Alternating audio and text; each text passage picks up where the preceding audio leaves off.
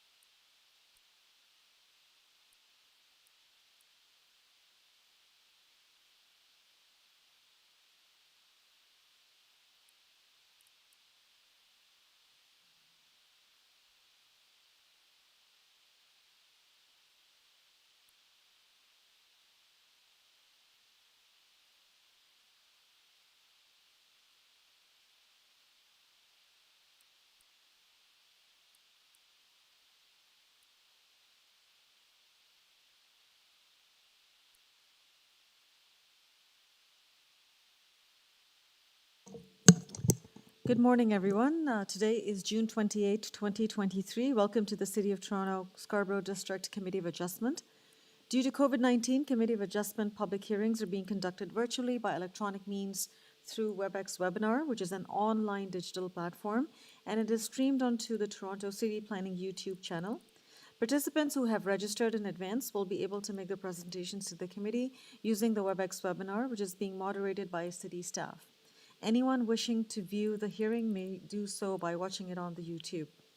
Participants who have registered in advance will be connecting with their computer, tablet, smartphone, or telephone and have the option of participating via audio or video only. All participants will automatically be muted upon entry. When your item is called, each participant will be unmuted by the moderator, one person at a time. We ask that you please mute your devices until you are called on to speak.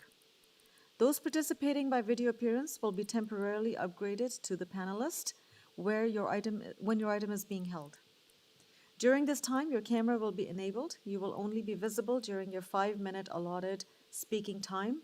At all other times, your video will be disabled and you will be reinstated as an attendee. Committee of Adjustment staff will share presentations submitted in accordance with the written submission deadline.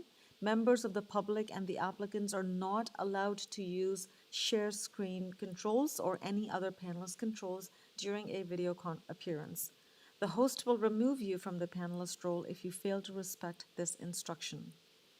Before we begin, we acknowledge the land we are meeting on is the traditional territory of many nations, including the Mississaugas of the Credit, the Anishinaabe, the Chippewa, the Haudenosaunee, and the Wendat peoples, and is now home to many diverse First Nations, Inuit, and Métis peoples. We also acknowledge that Toronto is covered by Treaty 13 with the Mississaugas of the Credit and the Williams Treaty signed with multiple Mississaugas and Chippewa bands. In accordance with Section 45 and 53 of the Planning Act 1990 as amended, this meeting of the Committee of Adjustment of the City of Toronto is called to order. The Committee of Adjustment considers applications for variances from the provisions of the zoning that apply to a property, permissions to extend or alter lawful non-conforming uses, and consents to sever property to create new lots.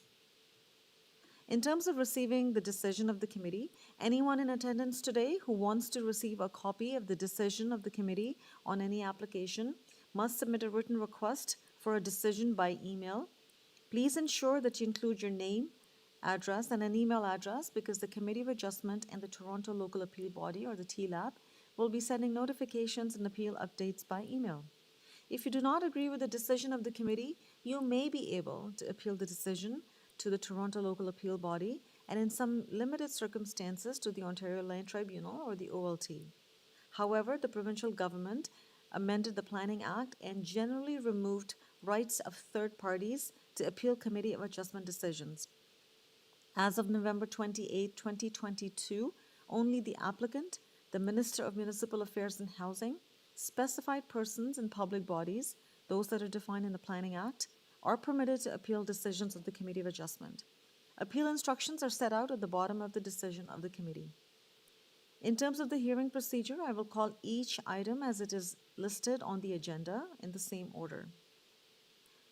In terms of making your submissions, where an application is uncontested, the agent or the applicant may proceed with their presentation if desired. When the committee does not require a presentation, applicants are to advise the chair should they wish to speak to the committee. The committee may ask questions or take the matter into committee for a decision. Each speaker, including the applicant or the agent, will be given a maximum of 5 minutes to address the committee. I will comment when you are reaching the 5 minutes. Please advise the chair if you are the applicant or the agent or the owner if you wish to speak, or whoever wishes to speak. When addressing the committee, please clearly state your name and address. Please remember to confine your remarks to the matters that have been outlined in the application. The applicant or the agent will proceed first and will make a presentation to the committee on the application. Please note that the committee may not entertain revisions to the proposals at the hearing today. The committee may decide to defer the application if it is substantially revised to ensure that the revised application is accurate and that all those who are entitled to receive the notice of the application are informed of the changes. Then individuals, either in support or in opposition to the application, will be invited to speak. Committee members may ask questions of each speaker after they have finished their presentation. I would like to advise all the speakers today that we're here to listen to your concerns and comments. However, repeating the same comments again and again will not advance your cause. If you are a large group of people, you may wish to assign a spokesperson to speak on the group's behalf today. When all the speakers are finished, the applicant or the agent has an opportunity to rebut only those issues that were raised by the speakers. This will mark the end of the discussion, and the application will then be taken into committee for a decision. Before I begin, I would like to receive confirmation of the minutes of the last meeting. Members of the committee, have you had a chance to review the minutes of the last hearing? And any questions or concerns? And if not, can I have a motion to adopt the minutes, please? Member Macaulay, please go ahead. Thank you, Madam. I propose approval of the minutes from the previous meeting of June 1st, 2023. Thank you. And may I have a seconder, please? Member Gary, please go ahead. Yes, I second that motion to adopt the minutes from the last meeting. Thank you. And all in favor? Motion's carried, and the minutes of the last hearing have been adopted. Are there any declarations of interest of panel or staff for items that are listed in the morning session? Those would be items 1 to 15. Or is it 1 to 16? 1 to 15. So items 1 to 15, are there any declarations of members of the panel or staff? I see none. All right. Thank you. Mr. Deputy Secretary Treasurer, we are going to be dealing with the morning session items, which are items 1 to 15. Are there any requests for deferral for the morning session? Through the chair, there are two deferral requests for the morning session. The first one is item number 3, 592 Danforth Road, deferral sine die at the request of the applicant in order to review the recent changes to the zoning bylaw as it applies to their proposal. Thank you. Staff, can I please have the agent, Felix? Hello, Felix, are you there? Yes, I'm here. Good morning. Good morning, Felix. So I understand there's a request for deferral of this application. Could you please confirm that? Yeah, that is correct. Okay, perfect. So members of the committee, we have a request for deferral, and this is item number 3, and item 3 is 592 Danforth Road. Are there any concerns or questions for this request for deferral? I see none. All right. May I have a motion on this? And I believe this request is sine die. Can I have a motion on this request? Member Taylor, please go ahead. Yes, Madam Chair. I move deferral sine die to enable the applicant to review recent changes to the zoning bylaws as they apply to their proposal. Thank you, Member Taylor. May I have a seconder, please? Member Gary, please go ahead. And you are on mute, Member Gary. Thank you, Madam Chair. Yes, I second that motion to defer this matter sine die. Thank you. And all in favor of this motion? The motion is carried, and the application for 592 Danforth Road has been deferred sine die. Thank you. Mr. Deputy Secretary Treasurer, are there more requests for deferral? The last deferral request for the morning session is item number 10, 46 Pitt Avenue. Deferral sine die at the request of the applicant in order to address concerns identified by community planning. Thank you, Colin. Staff, can I please have the agent, Leo Mastrandria, please? Good morning, Leo. Are you with us? Yes, good morning, everyone. Good morning. So Hello? Leo, I understand there's a request for deferral for your application so that, to allow you some time to discuss your concerns with community planning. Can you please confirm that? Yes, that's correct. Okay. Members of the committee, any questions or concerns with this request for deferral? And that would be sine die. I see none. All right. Can I have a motion, please? Member Gary, please go ahead. Madam Chair, for good reason, I would move that this matter be deferred sine die. Thank you. May I have a seconder, please? Member Macaulay, please go ahead. I will second that motion for deferral. Thank you. And all in favor?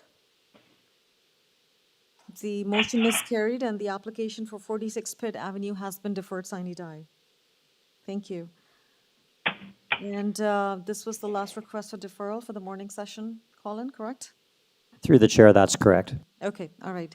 So we will now begin with the vetting of the agenda, and we will deal with items 1 to 15, which are scheduled for the morning session. So I will start with the first application, item 1, which is for 2 CORA CRESCENT. I note that there are members of the public who have registered to speak with us on this application, so we will hold down this item and come back to it in the main body. So item 1 for 2 CORA CRESCENT is being held for further discussion. Item number 2, 3 GRAYLEE Avenue. There are no speakers except the applicant and the owner. Can I please have Kevin Washington, the applicant? Ronald is? Okay. Can I, Ronald, are you with us?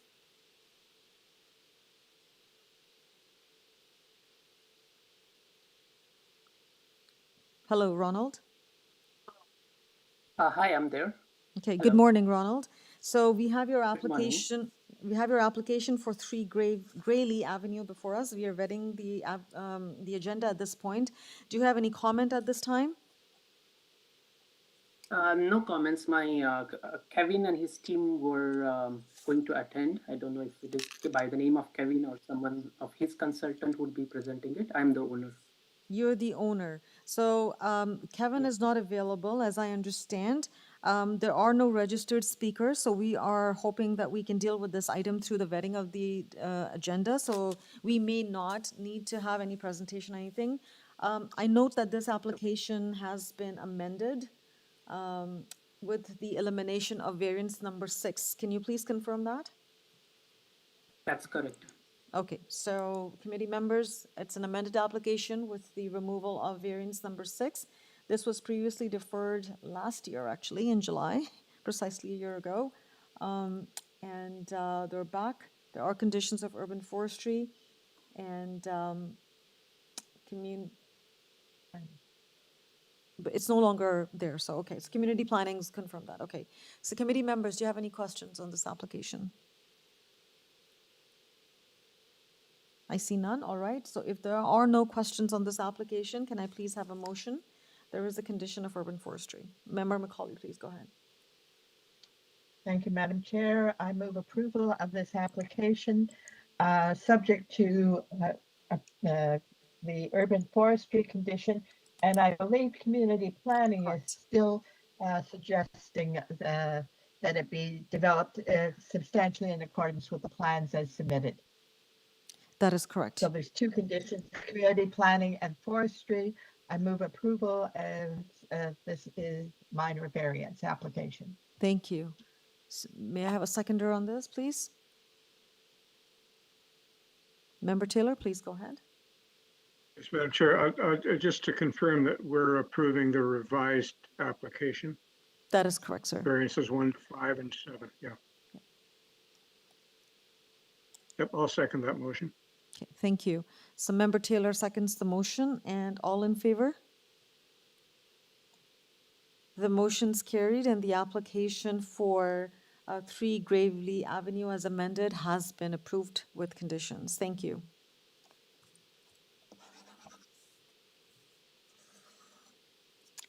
We now move to item number 4.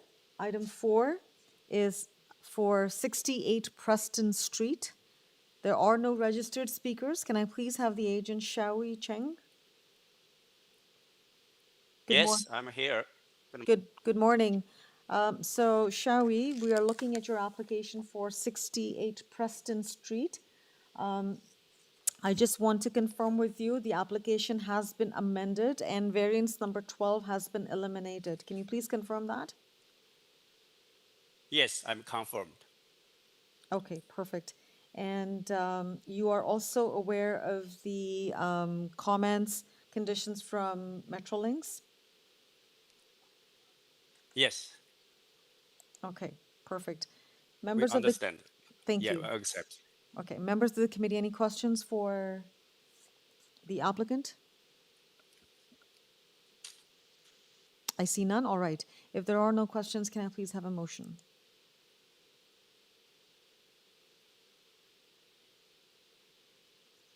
Okay, Member Macaulay, go ahead. Thank you. I recommend approval of this variance as amended, subject to the Metrolinx easement. And I'm just checking as to whether there's any urban forestry conditions. There are no conditions of urban forestry. No conditions. So just subject to the Metrolinx easement request. Okay, so Metrolinx has a condition recommended. So the motion on the floor is to approve the application, subject to the condition recommended by Metrolinx. May I have a Through second? the chair, there are actually two conditions from Metrolinx, Two conditions. a warning clause as well. Warning clause. So there's a warning clause and there is the other condition as well for the easement. And the applicant has confirmed they have no concerns with it. So we have a motion on the floor to approve the application with conditions. May I have a seconder, please? Member Gary, please go ahead. Yes, Madam Chair, I'll second that motion to approve with those conditions for Metrolinx. Thank you. And all in favor? The motion's carried and the application for 68 Preston Street has been approved subject to conditions. Thank you. We now move to item number 5, and that is 743 Warden Avenue. There are no registered speakers. Can I please have the applicant, David Mackay? Yes, Madam Chair, I'm here. Good morning, David. Good morning. So, David, we have your application before us. Are there any comments at this time? Unless I have a presentation, but I'm happy to, if committee has any questions, I can go through it or answer questions. But otherwise, we request approval for this exciting proposal. Okay, thank you. Members of the committee, do you have any questions or comments on this application? I see none, all right. So if there are no questions and if you do not need David to present, then can I have a motion? Member Taylor, please go ahead. Yes, Madam Chair, I'm satisfied that the 3 variances requested meet the 4 tests under the Planning Act, and I move approval without conditions. Thank you, Member Taylor. May I have a seconder, please? All right, to Member Gary, please go ahead. Yes, I second that motion to approve. Thank you. And all in favor? And the motion's carried and the application for 743 Warden Avenue has been approved. Thank you.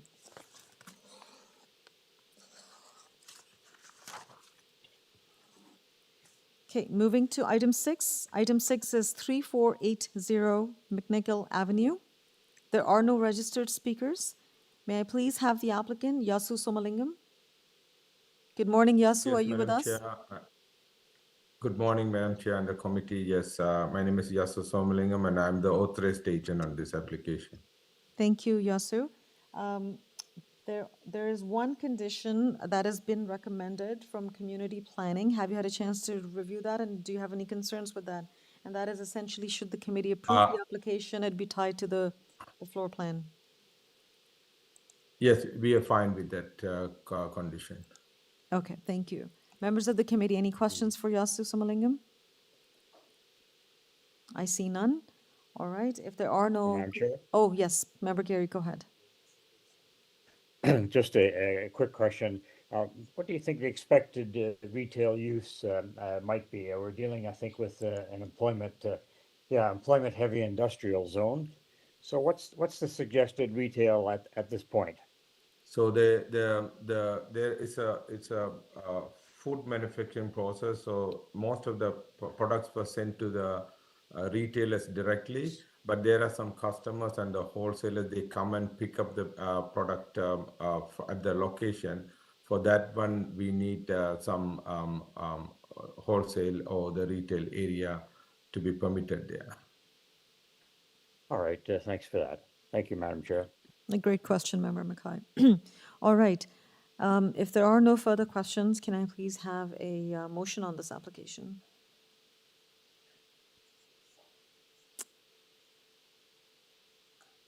Member Taylor, go ahead, please. Yes, Madam Chair, I'm satisfied that the requested variances meet the 4 tests under the Planning Act, and I move approval subject to the Community Planning Department condition. Thank you. And may I have a seconder, please? Member Macaulay, please go ahead. I will second that motion for approval. Thank you. And all in favor of this motion?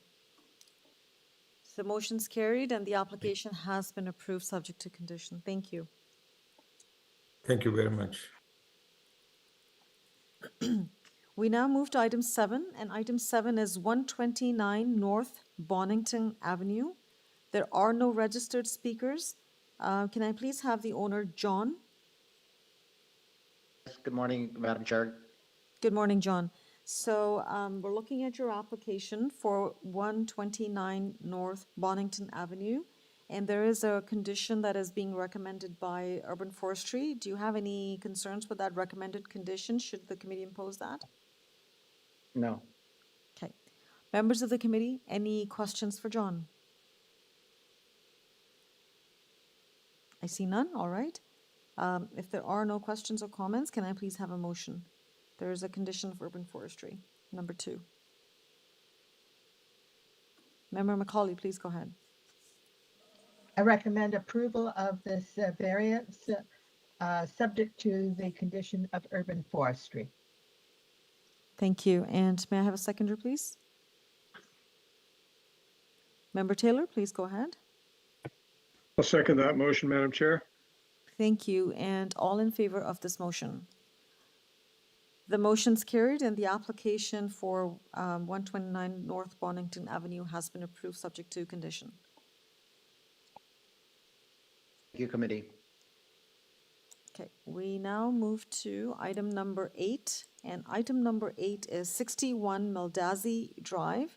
There are no registered speakers, but we do have the agent, Cindy McPhee. Can we have Cindy, please? Good morning. Good morning, Cindy. Cindy, we're looking at your application for 61 MELDAZY Drive. Do you have any comments at this time? No, but I'm happy to answer any questions that the panel may have. We know that we have an urban forestry condition. Good. Planning has looked, there's no comment from planning, and we have a comment from Metrolinx, which is no objection as well.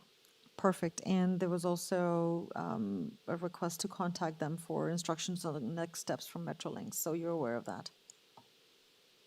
Yes, if we're in their right of way. Perfect. Okay. Members of the committee, any questions for Cindy? I see none. All right. If there are no questions, can I please have a motion? And Cindy has confirmed she has no concerns with urban forestry condition. Yes, Member Macaulay, please go ahead. Thank you, Madam Chair. I recommend approval of this variance. I appreciate that the applicant has got letters of support for the application and that she is in agreement with the urban forestry condition. Thank you. Member Macaulay, may I have a seconder, please? Member Gary, please go ahead. Yes, Madam Chair, I'll second that motion to approve this application with that urban forestry condition. Okay, and all in favor of this motion? The motion is carried and the application has been approved subject to condition. Thank you. We now move to item number 9, and item number 9 is 105 Castle Hill Drive. There are no registered speakers. We do have the agent, Hamid Behisht. Can we have Hamid, please? Good morning, Madam Chair, committee members, and committee staff. My name is Hamid Behisht from Homeland, the co-designer of the house from 49 Wycliffe Crescent in Toronto. Thank you, Hamid. Hamid, do you have any comments at this time, and are you aware of the urban forestry conditions that have been recommended? Yes, I am, and my client and I are in total agreement with the condition. And also there's a presentation if needed, and I'm ready to answer any questions you might have. Perfect. Thank you, Hamid. Members of the committee, do you have any questions for Hamid? I see none. All right. If there are no questions or comments, can I please have a motion on this application? And Hamid has confirmed that they have no concerns with the recommended conditions from urban forestry. Motion, please. Member Gary, please go ahead. Yes, Madam Chair, I see there's just one variance relating to floor space index, and I'm satisfied that it meets the test for minor variance. So I would move approval of this application subject to the urban forestry conditions 1, 2, and 3. Thank you. May I have a seconder, please? Go ahead, Member Macaulay. Thank you, Madam Chair. I will second that motion for approval. Thank you. And all in favor of this motion? The motion is carried and the application for 105 Castle Hill Drive has been approved subject to conditions. Thank you, Hamid.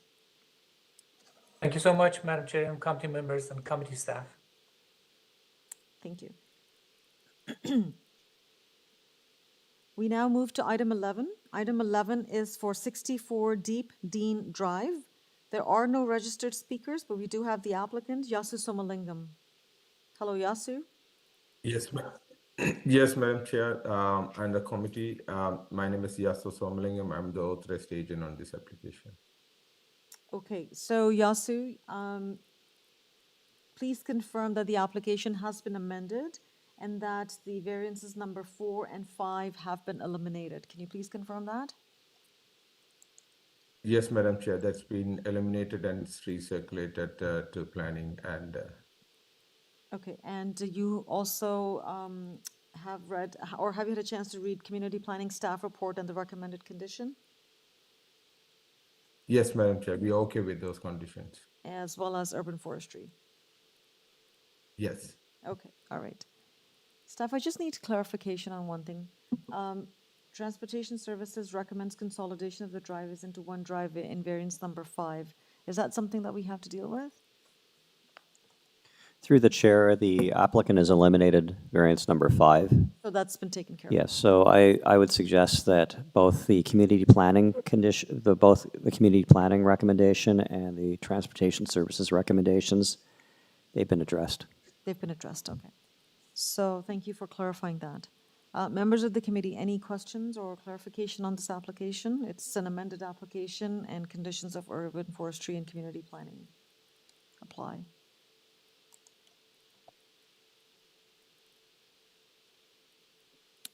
No questions? Okay, can I have a motion, please? Member Macaulay, please go ahead.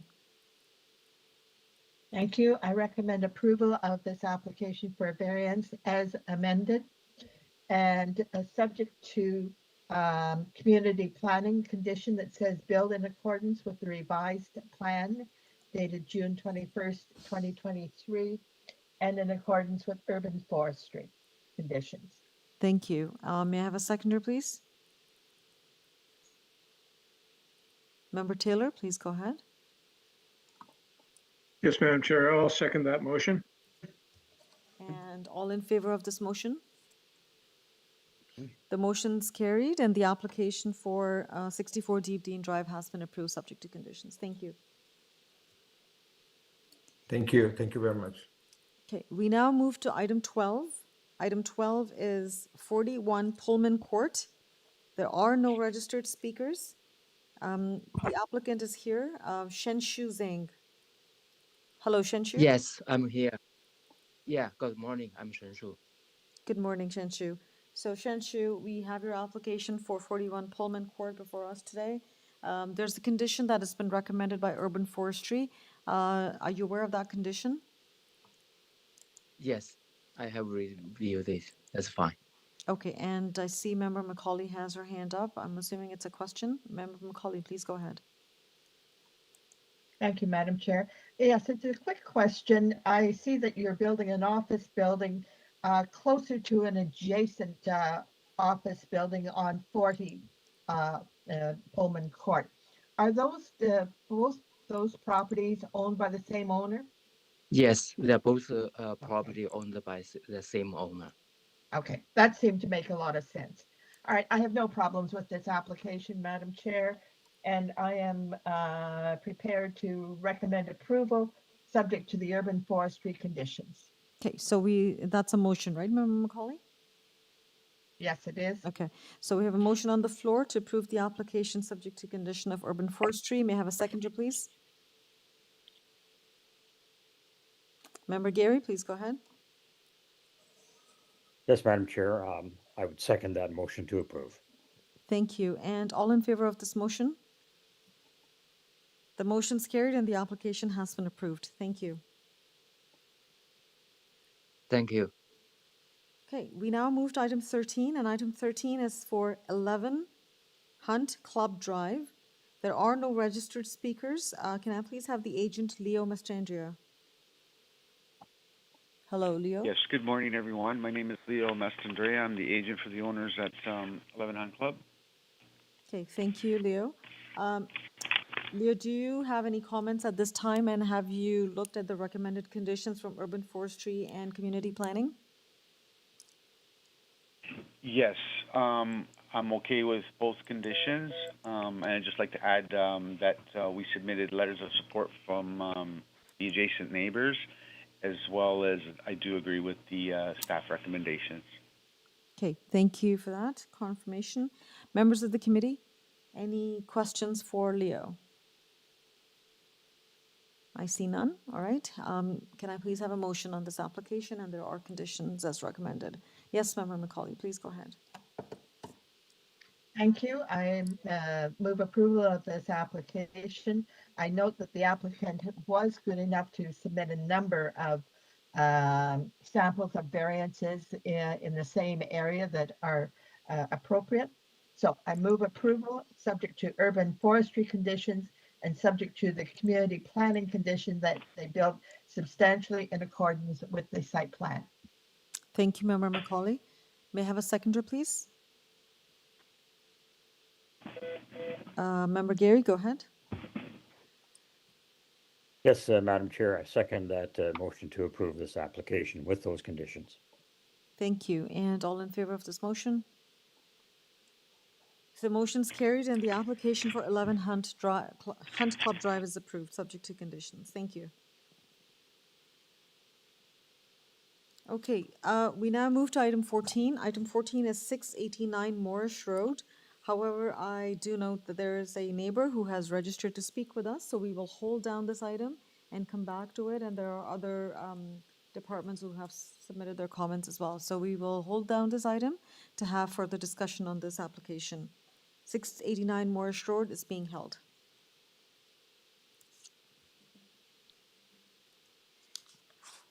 And the last item on the morning agenda, and that is item 15 for 4 BROOKLAWN Avenue. 4 BROOKLAWN Avenue. I note that there are registered speakers on this application, so I will hold down this item and come back to it. 4 BROOKLAWN Avenue is being held. So that brings us to the end of the agenda for the morning session, and we've dealt with items 1 to 15. I will recap the items that have been held for further discussion. So that would be item 1, item 14, and item 15. Thank you. Okay, so we're going to start with the first item that was held for discussion, 2 CORA CRESCENT. Can we please have the applicant, Yasu Somalingam? Yes, Madam Chair and the committee, my name is Yasu Somalingam. I'm the authorized agent on this application. This application came a long time ago with many number of variances, and the community was opposing to that, and it came to a committee adjustment, and it was deferred to Sani Die. And then we were brought back into this project by the owner, and then we have done the revisions to cater exactly what the customer is looking for and eliminated many variances. Basically, this house is in a corner lot, and it's at the present it's facing CORA, CRESCENT, and the other side street which is being mainly used Diora Road and the CORA Crescent, and CORA Crescent is being used as a main driveway access, and the cars are being parked in the back, and also there's a carport there.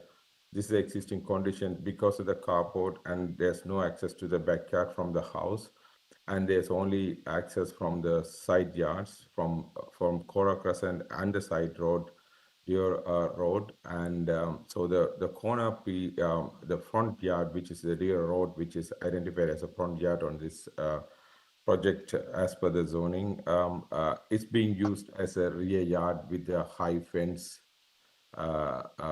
which is not legally permitted to have a high fence there, and since it's an existing condition, it's been left as it is.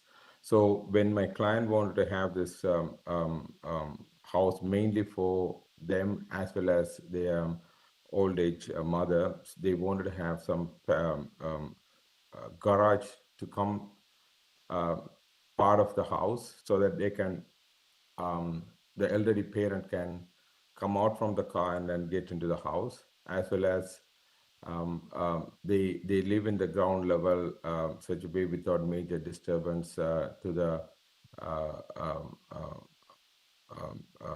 principal resident of the house in the second floor, and also have access for the caretakers to come and take care of the elderly parent.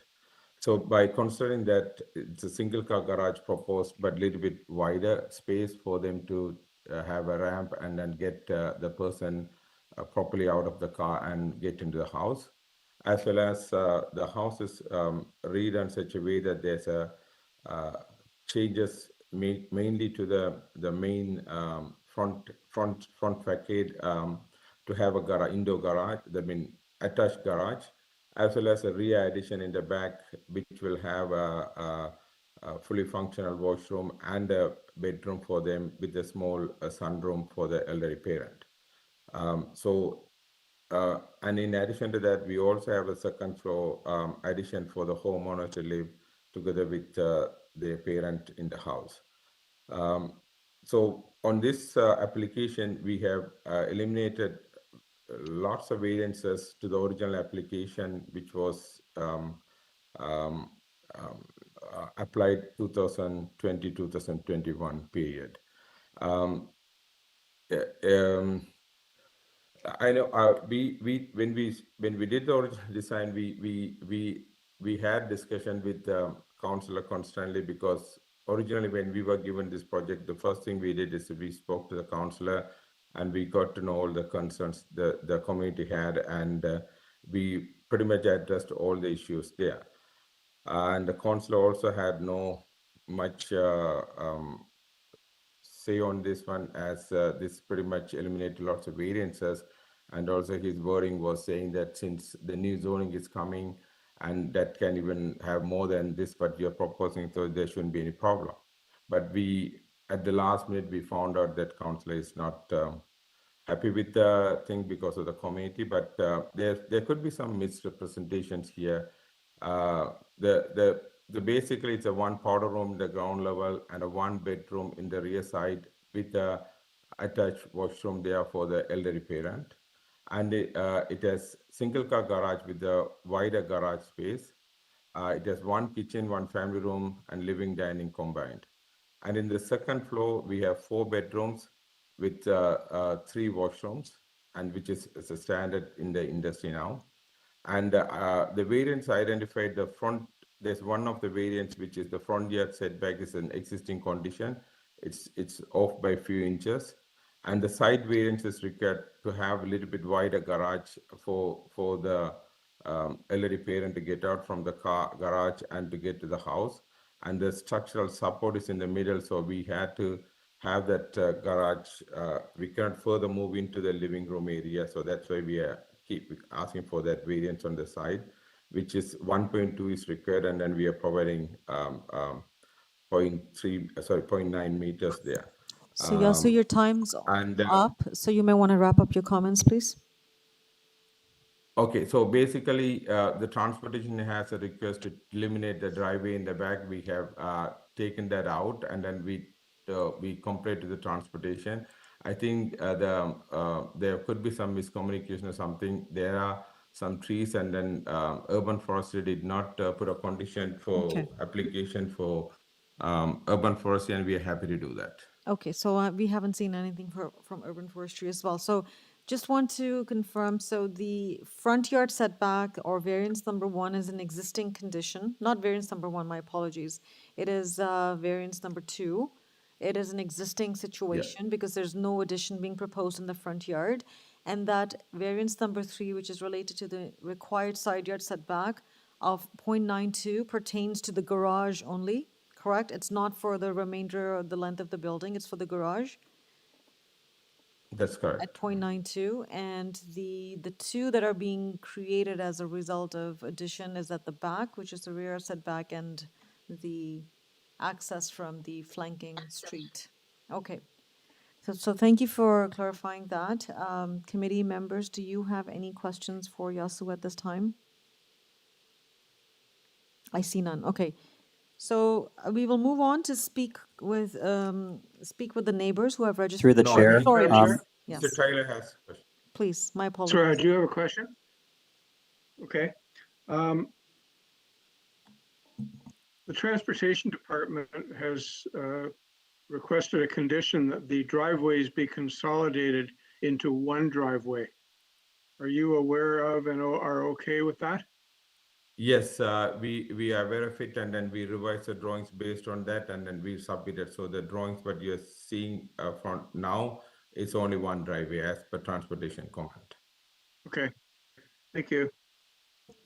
Thank you for that question, Member Taylor. Yes, it's shown on the plan, the one on CORA Crescent, existing brick driveway to be removed and the existing curb cut to be filled in.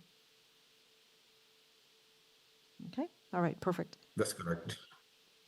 Okay, sorry, Member Taylor, I probably missed you. There was a bit of a delay, it appears, and I couldn't catch you when I was looking at the screen, so my apologies for that. Are there any further questions from other members? Okay. Let's move on and speak with our neighbors here. So our first speaker is Sandra Panajotau. Through the chair, we have confirmed with Sandra that she's unavailable to join. Okay, so staff has confirmed that Sandra Panajotau, who had registered to speak, is not available to speak today. We can move on to our next speaker, Ruth Trenier. Is Ruth there? Yes, I am. Good morning, Ruth. So Ruth, Morning. you have 5 minutes, and please tell us what your concerns are with the application. I have a couple of concerns with the application. Again, I apologize, I do have laryngitis. One of my major concerns is the indication that this is not to be a family home, but it's to become a rooming house. I want to know if that is what is actually being developed here. And if that is what's happening, what's the protection for the people who would be living in the home if it's not actually registered as a rooming house? That's one of my concerns.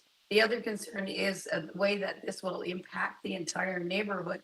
It is a huge dwelling that will be taking up the vast majority of the lot. And will it change the whole design of the neighborhood as a family neighborhood that does have schools both at one end of the street and just around the corner, with a lot of children that are living here. Again, that's fine if that's what this house is proposed is as a family dwelling.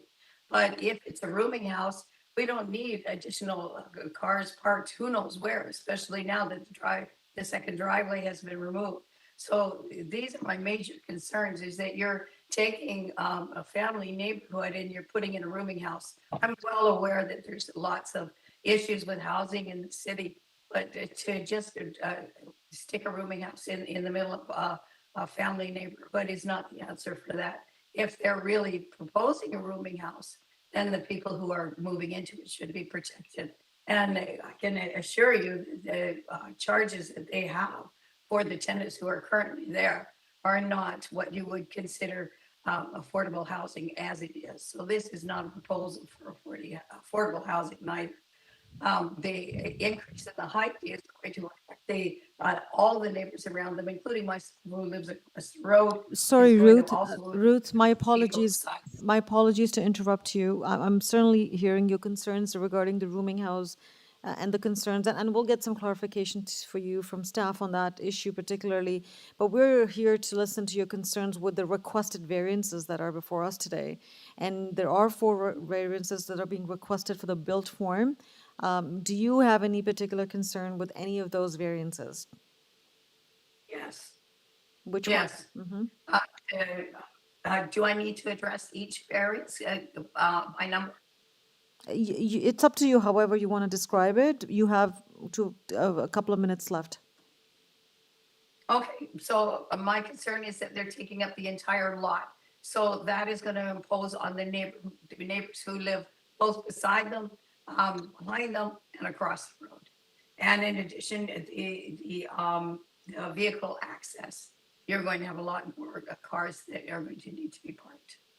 Okay, so I'm not quite sure when you say they're taking over the entire lot, because I do not see any yes, indeed, they are extending at the back, and there is a reduction being requested in the rear yard setback, but I don't see any lot coverage or FSI, or they're well within the zoning bylaw limits to, for what they're proposing. So I'm not quite sure what you mean by taking over the entire property. And I do hear your concern about the access from the street. Yep, that's it. That's my concern, is that the addition on top of the house, again, is going to overlook the properties both beside them, across the road from them, and behind them. But a two-story dwelling is permitted in the zoning, right? A two-story house is permitted in the zone, as well as they are within the height requirements, because I do not see any request for variance for height. Okay. Okay, so I mean, and that two-story dwelling or the permissions are for everyone on the street, not just this particular property.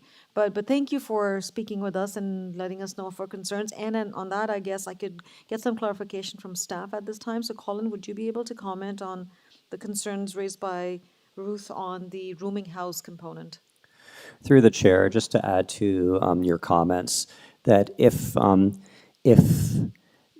there if the building is not being used in accordance with the zoning, the permitted uses under the zoning, and then any member of the public can submit a complaint through 311 to municipal licensing and standards, and municipal licensing and standards will inspect the property, and if it's deemed to be a group home not in accordance with the licensing requirements, there could be prosecution involved.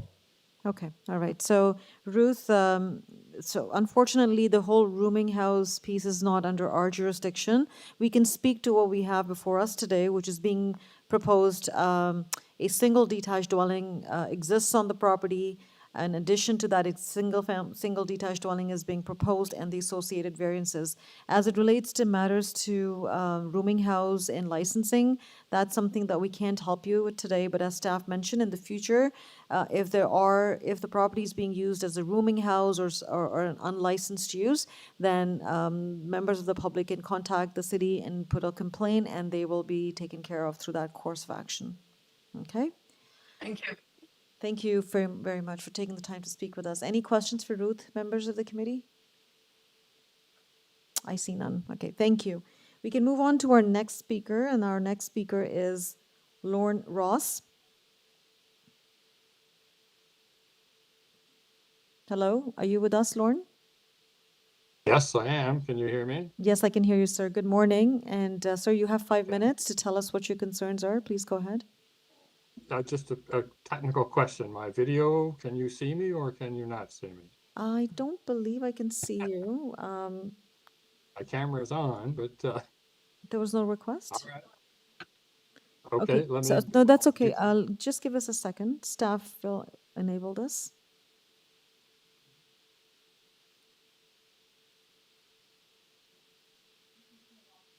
You can turn on your camera and it should be on.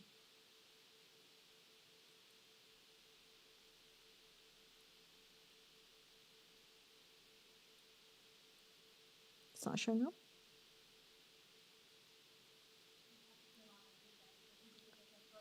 Can you please? Through the chair, you would have to turn on your video. So at the bottom of the screen, I'll say start video. So Lauren, perfect. We can see you now. Can we reset the clock, please?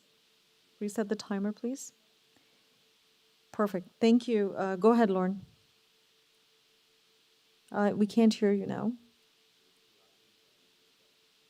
You will need to unmute yourself.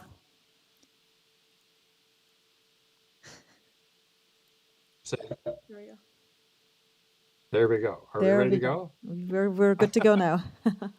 Okay, thank you very much. No. My observations this morning are more to do with whether the committee has a complete, honest, and fulsome application in front of you, which allows you to make a decision on the application. I've got 5 points. Number one, the application form requires the applicant to submit floor plans with each aspect of the floor articulated as to the use. You've got a floor plan in front of you for the first floor and for the second floor. They show the proposed uses. The basement floor plan does not show anything other than a utility room. They've not met your requirements that all floor plans be labeled as to the use. Number two, the notice sign. I attended this property on June 21st. That's 3 days after the notice sign is required by the Ontario statute and regulations under which you operate had to be posted. There was no notice sign on the property, none, not on the Dewar frontage and not on the CORA frontage. I took photographs, I provided them to the staff. You can see them in my letter. An associate of mine also walked by the property later in the evening on June 21st, took photographs, no sign on the property. Number three, there's been a tree declaration form filled out as per your requirements on the original application almost 18 months ago, which indicated no city trees in the boulevard would be affected. And that was true as to the application design at that time, that the driveway is off of CORA. Now the revised application, as the applicant has told you, has a driveway proposed off Dewar. There is a street tree in the boulevard in Dewar Road, which to my knowledge will be severely affected, if not in fact having to be removed by virtue of that new driveway. They have not amended their application form as is required by your procedures. Number three, in the Planning Act regulations and in your application form, there's a question which the applicant owner has to answer. Why is it not possible to comply? Basically, that says, whatever it is you're trying to do with your property, and good luck to you, why do you need to be different in terms of the rules and regulations that apply to you as opposed to everybody else in the community? The applicant has not answered that. He simply repeated the 4 variances that he's requesting. In other words, he's failed to comply with the requirements of the Planning Act regulations. Lastly, it has to do with the signature on the public notice sign declaration. Every applicant is required, when they're given a notice, to prepare a form called a sign declaration. It's often referred to by the staff as an affidavit. I'll leave that to Mr. McKay, or maybe a solicitor who might be advising you today as to whether in fact it is an affidavit. I hope you can see this. At the top is the signature, alleged signature that's on the signed declaration. It's perfect. If that's a manuscript signature, my name is George Washington. These are the signatures that the owner signed on the original application and on the revised application. As you can see, they are handwritten and they are distinctly different than this, which appears on the declaration, which said I put the sign up as required. The question I believe the committee should ask is, what is this? Is this in fact a handwritten signature? And if so, who did it? My submission is it's not a handwritten signature. It's made by a machine. I can do the same thing by selecting a script on my Word program and come very close to it.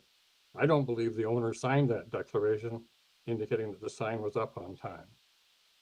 But back to the question as to why is it not possible to comply? I've written bylaws. They're typically applied to standard lots, rectangular lots, and they apply to everybody in the subdivision. There are obviously conditions which members are familiar with where lots are irregular, lots back onto things like hydro fields, they back onto church properties, they may be very high at the back, or they back onto a ravine, so they're very low, and the standards don't make a lot of sense in those conditions. That's where application of the bylaw can cause a hardship.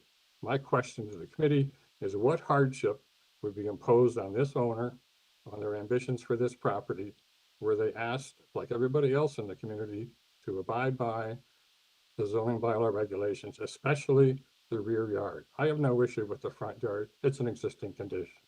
But as to the rest, there are concerns. Thank you. Thank you for your submission, Lauren. Interesting points. I'll have to defer to staff on a few things because they can advise me on the completeness of the application with respect to the items that you indicated that needed to be filled and the electronic signature, I guess. The only comment before Colin jumps in I could say is that I understand with the digital submissions, digital electronic signatures are permitted, they're valid, they're legal. One doesn't have to sign forms by hand because, you know, in this day and age, we're looking at electronic submissions. So I think that is something that is standard across all municipalities, including the one that I work at as well. So I would say that, Colin, if you can confirm the completeness of the application and if that was looked at by staff. Through the chair, the application is complete. Okay, so Would you care to elaborate? So, Lauren, I think that was all I was looking for from staff. If the application was complete, as a committee, I wouldn't delve into or go into the details of line by line item on an application form, but I'm confident that staff has looked at it and they have just confirmed that the application was complete. And in terms of the signatures I mentioned, I think that's something that's acceptable now.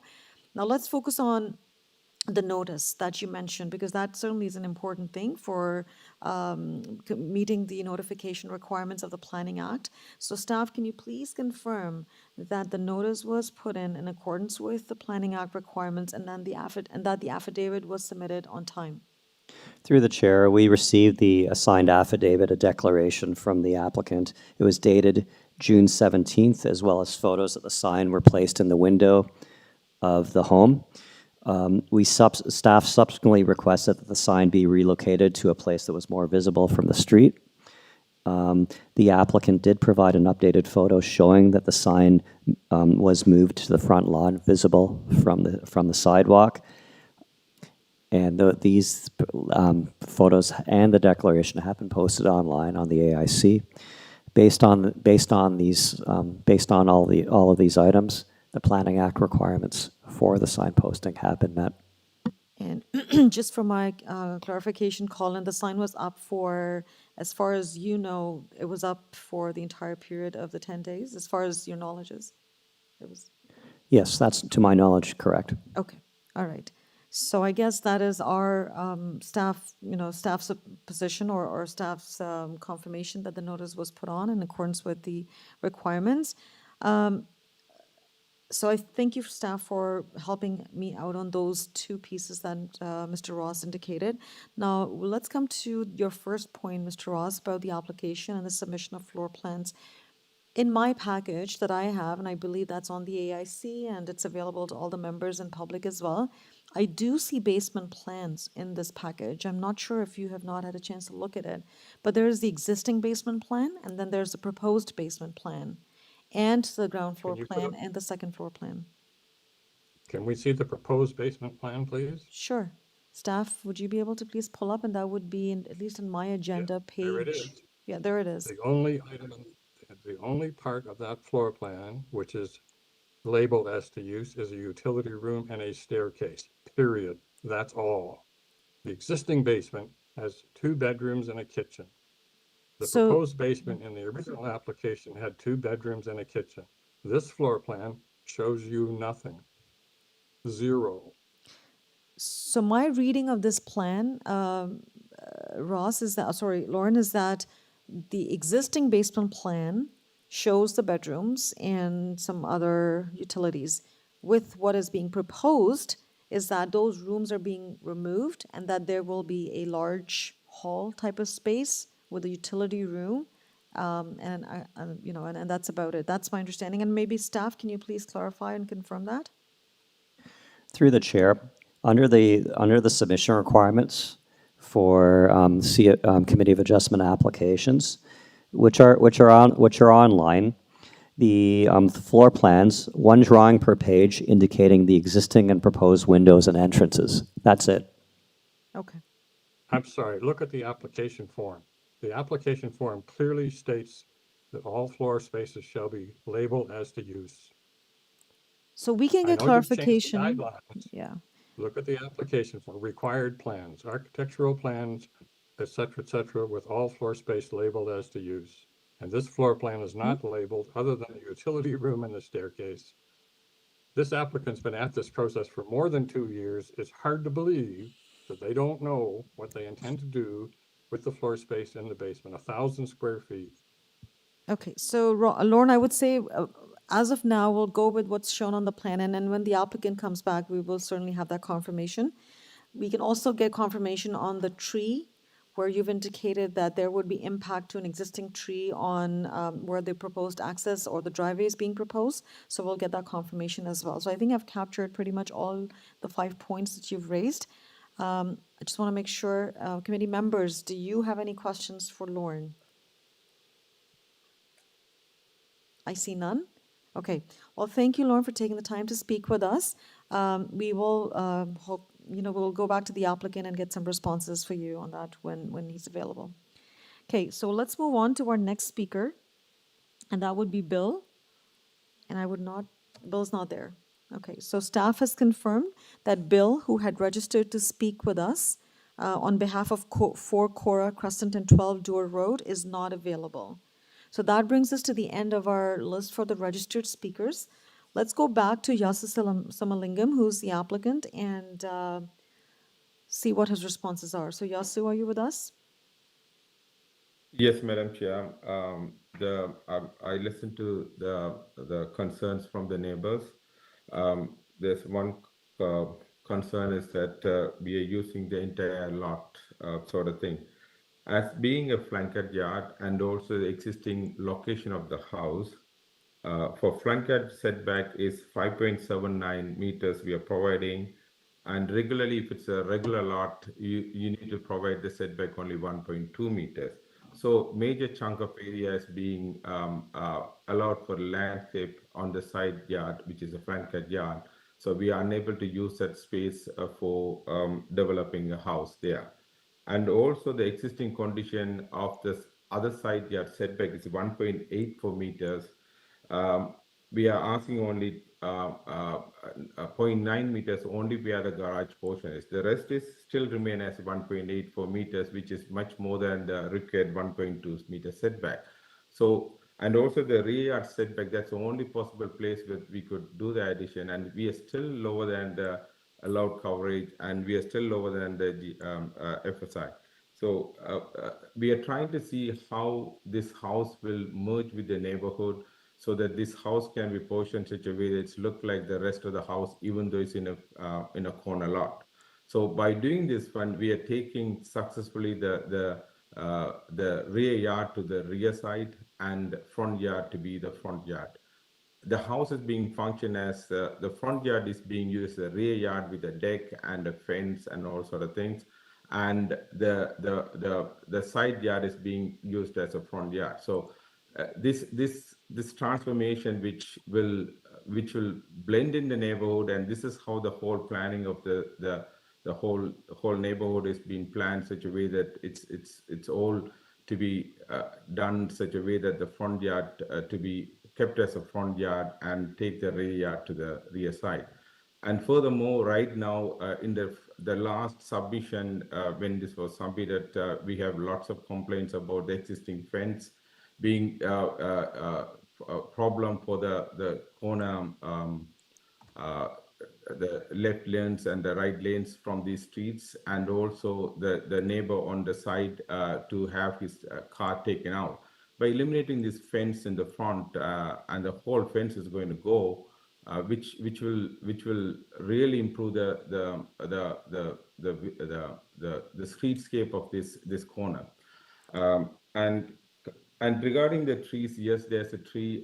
What normally happens is the original tree, when the original application applied, they signed the tree declaration, and then when we applied for the amended, the revised drawings, we submitted the revised drawings. We didn't pay attention to the original tree declaration for submitted.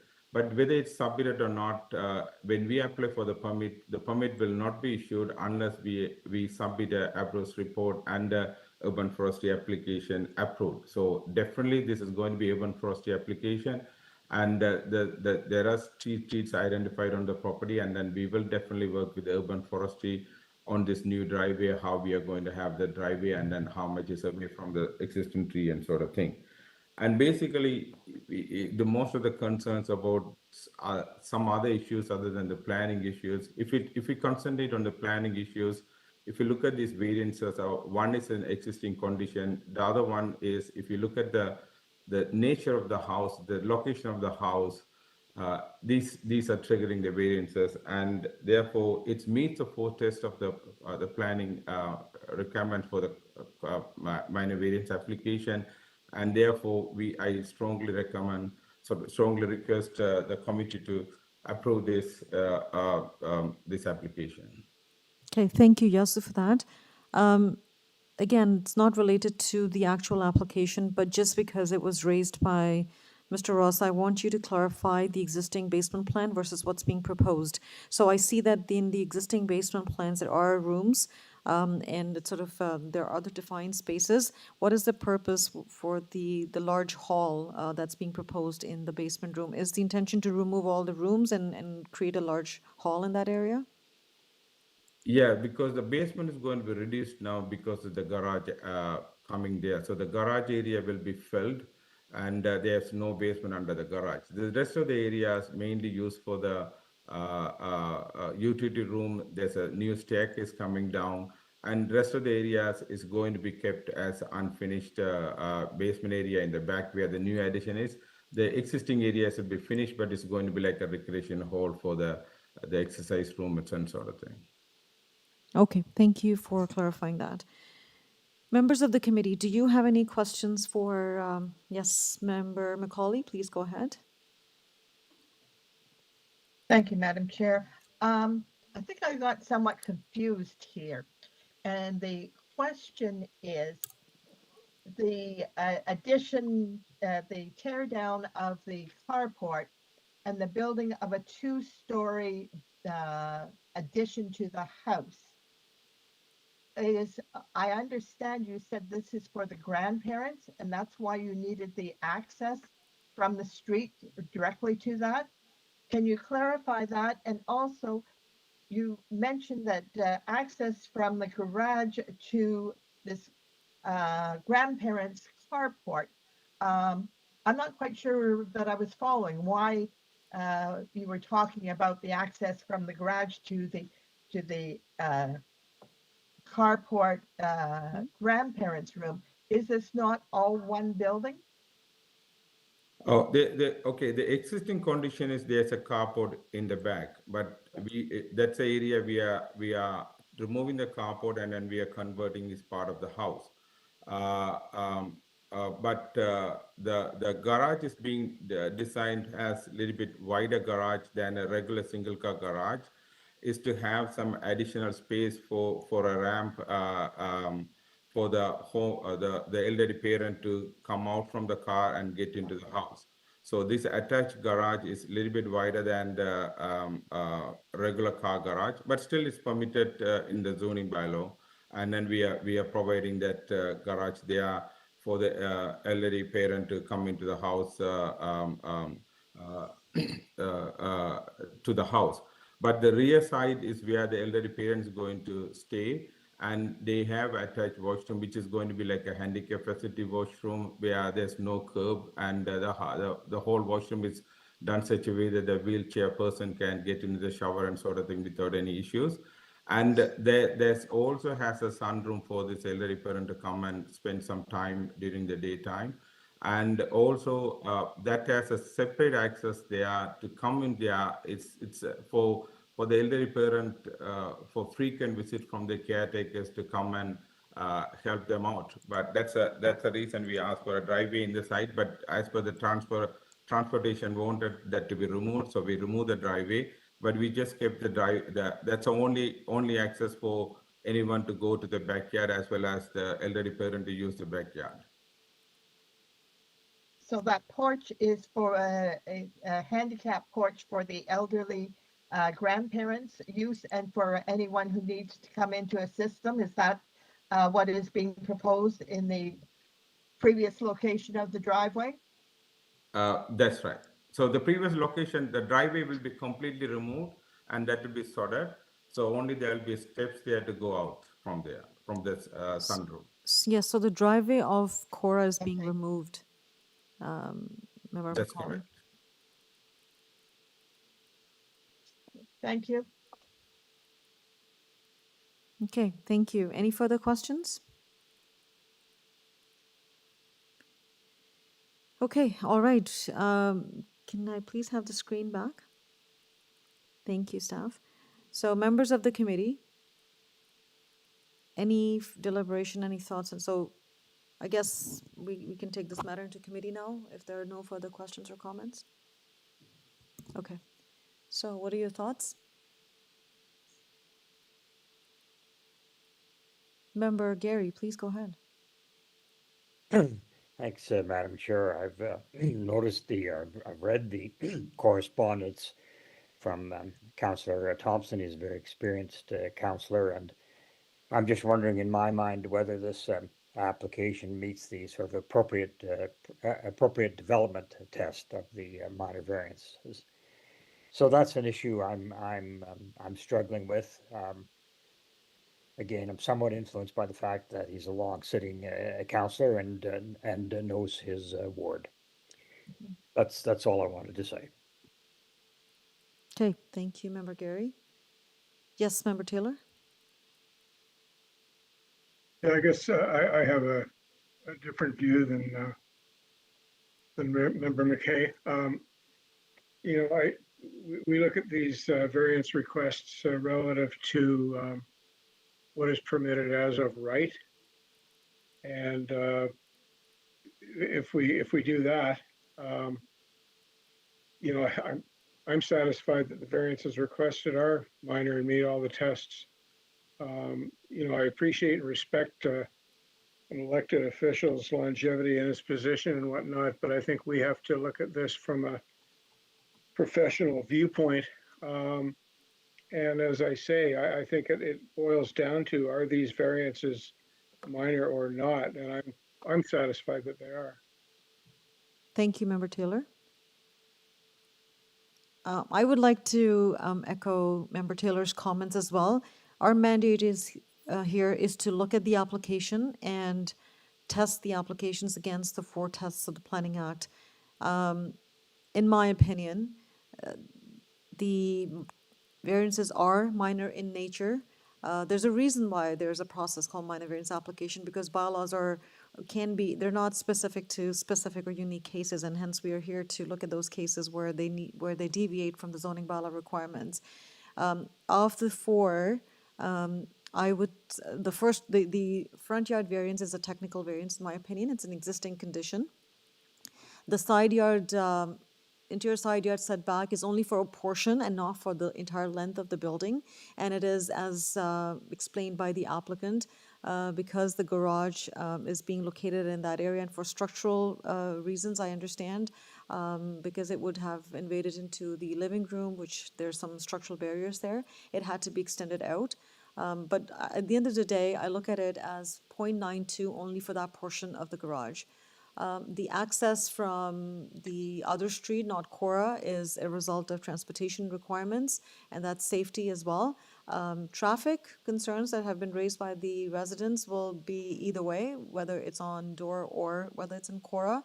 You know, it's a single detached dwelling. There's going to be parking pads available on the property. There's a garage, so there's sufficient, you know, they meet the parking requirements. How the street's going to operate with additional parking, That's a matter that could be set for any property in the street at this point. So I don't think that's a big concern for me.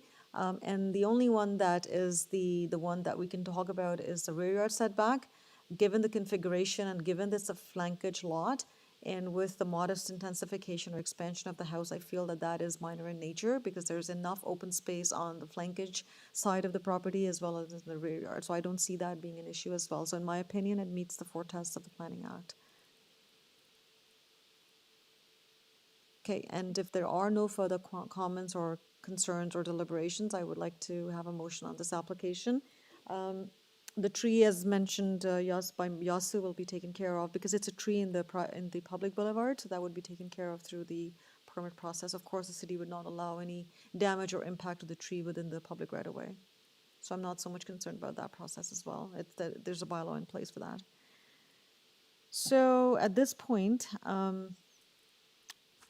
I guess we had good discussion on this. Can I have a motion, please?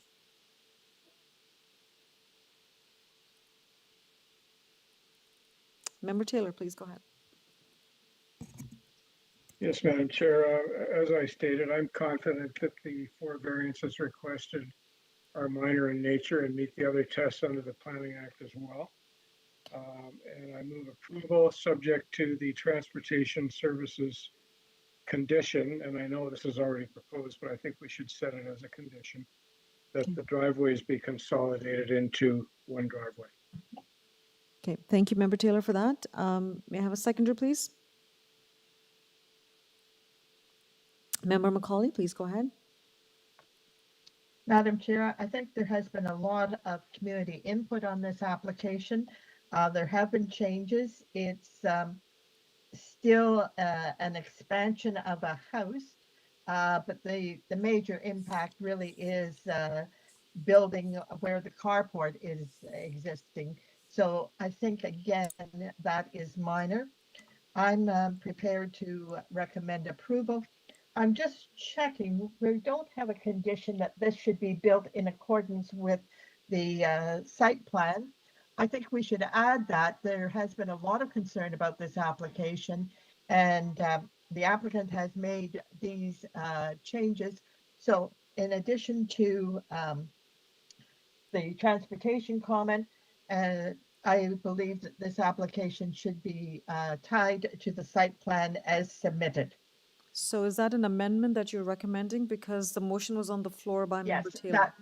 So Member Taylor, are you? I'll ask Mr. Taylor whether he's willing to amend his, take a friendly amendment here. I accept that as a friendly amendment. Through the chair, just for a point of clarification, what plans are being proposed to be tied?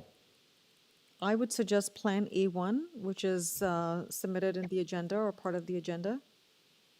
The most recent site plan updated, and I believe the date on this is, it's dated March 9th, and the last revision date would be June 21st of 2023.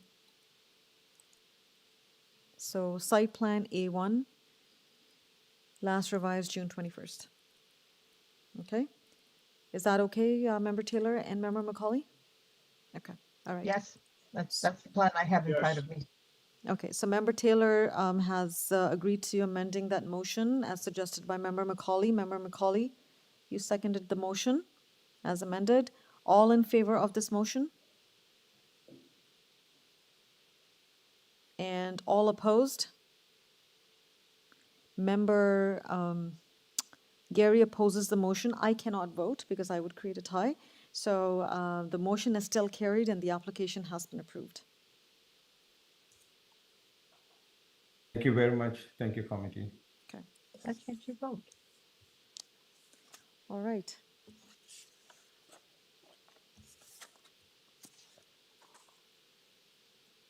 Item 14 was our next item that was held for discussion. So item 14 is 689 Morrish Road. And can we please have the owner, Vishwa Veerasamy? Well, good morning, Madam Chair and committee members. Can you hear me? Yes, yes, we can hear you, Vishwa. Please go ahead. You have 5 minutes. Awesome. Yeah, first of all, I'm not sure why I'm here. It seems like I was misdirected there was a lot of miscommunication and huge misunderstanding.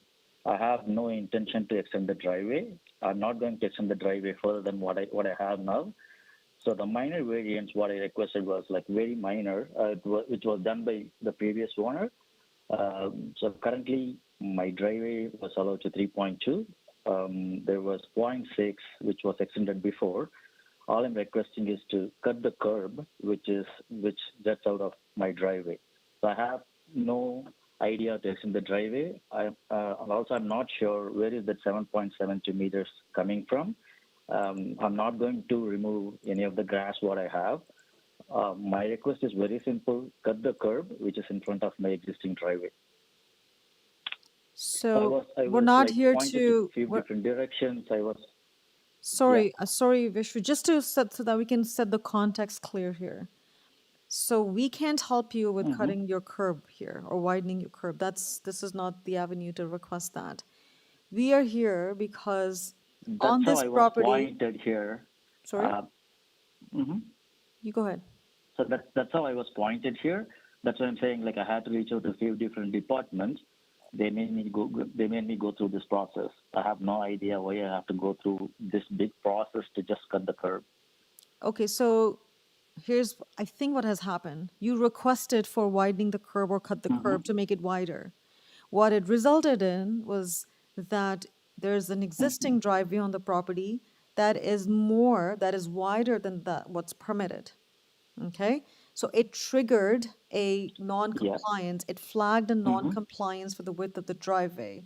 So you've been asked probably by staff to come and seek a variance because anytime someone wants to build, they need to conform to all the zoning bylaw requirements. In this case, it's an existing driveway that was built Yep. and it does not meet the zoning bylaw requirements, and hence you are here to seek relief from that provision of the zoning bylaw to allow you a wider driveway. That's why you are here today, sir. Okay, so I cannot help you with the No, curb I'm cut, not going to wire the driveway. What I have, okay. but it is an existing wide driveway. You're not going to So I widen it. have no idea how do I go about it. Yeah.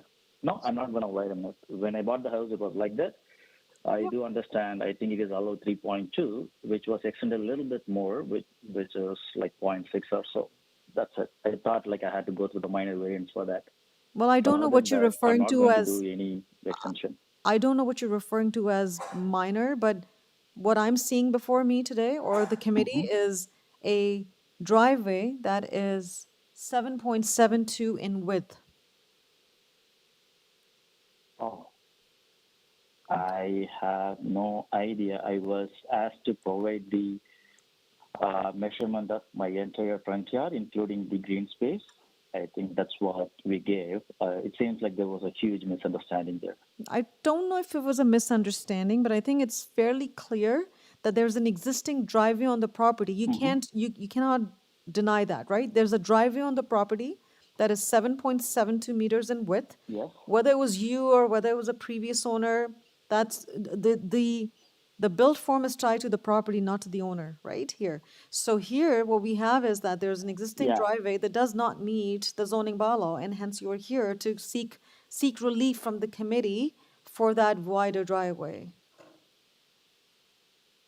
It's not 7.72. I know my neighbor has opposed. He can also Let's talk about your confirm driveway it here. would not be 7.72. I don't have the information on your No, no, neighbor. I'm talking about your driveway. So on the plan, I think you no, I'm submitted this plan, saying right? Did you submit? I think I had someone, my engineer submitted the plan. I just, I thought the measurement was right. I did measure that last week. It was just 3.8. It's not 7.72 for sure. I'm happy to go back and resubmit the application, but it's not 7.72. I also sent the photos to the transport department and ROW. They did say that, okay, it's not 7.72. If you can get the approval to cut the curb, I can cut the curb. That's what they said as well. Okay, so unfortunately, I can't help you with what your conversations have been with others. What I know is that there's a plan on the agenda and it's shown on the screen, and I believe you've submitted it. Your consultants have prepared it. It shows 7.72. That's the evidence I have before me today. And that's what we're looking at. Okay, so, mhm. okay, fine. So I think I may have to go back and revise that. So it's not 7.72 for sure. If you think that there's some error in the drawings that you have submitted and you want to go back and make Yep. some changes or amendments, you can certainly request that today to the committee, and the committee can decide whether we would defer the application or not. Absolutely, yeah. Okay, so That's are what you I'm thinking. so are you I think, yeah. requesting are you requesting deferral of this application today then? Yes, please. Yeah, I'll resubmit the drawings with the exact measurement. It seems like there was a huge error. Okay, fair enough, no problem. So committee members, Yep. you heard the conversation. I think there's some misunderstanding and the applicant's not sure if the drawings that he has submitted are accurate or not, and he feels that there's some errors on the drawing. He's requesting for deferral. Any thoughts, any comments on this?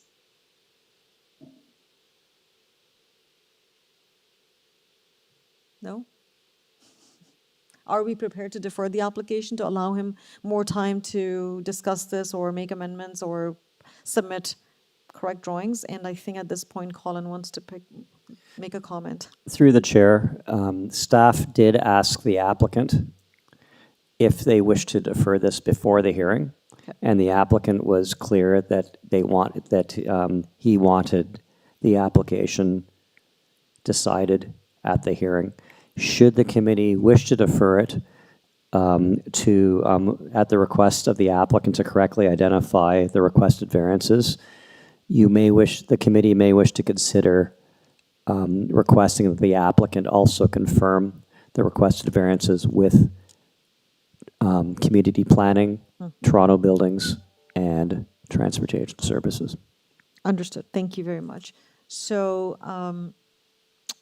the advice that I have received from Colin is that should the committee defer this application, that the applicant be requested to speak with community planning, building, and transportation services. And Colin, again. Through the chair, my understanding also is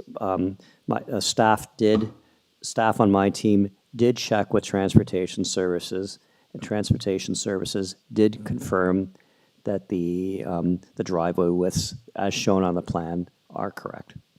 Okay, so I guess there's some misunderstanding then on part of the applicant. So and in this case, he is requesting for deferral to the committee. So, and he's confirmed that he wants to go back and revisit this. So I think it's fair to allow him that time to do that. So at the request of the applicant, is the committee open to deferring this application?